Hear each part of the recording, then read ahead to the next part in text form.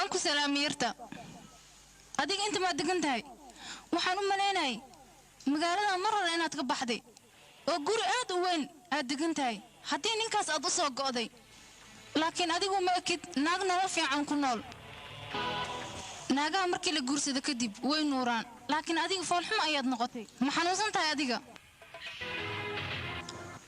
waxaan u maleynaa waxbarashadaada dhan inaad ilowday adiga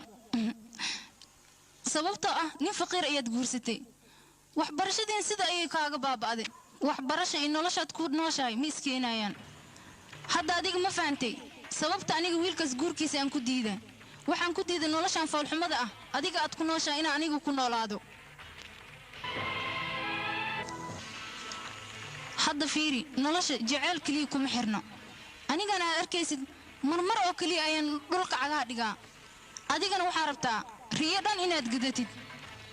adoona gacantaada waxba ku jirin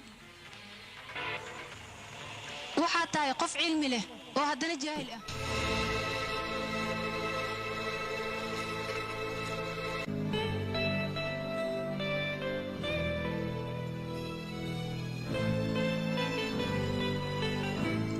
radda ani waa shaqtigaya fiiri goori ayaa kuu baahan garab ayay kaa rabtaa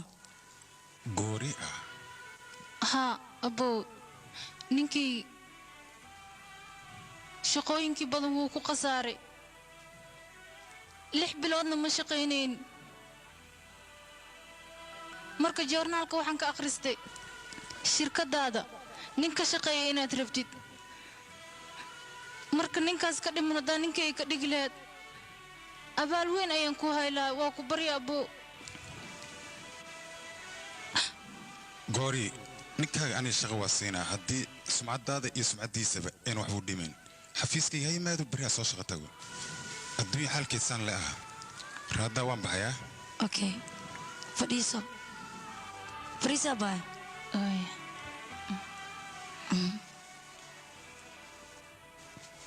ma aragtaa waqtigii siduu isku bedelay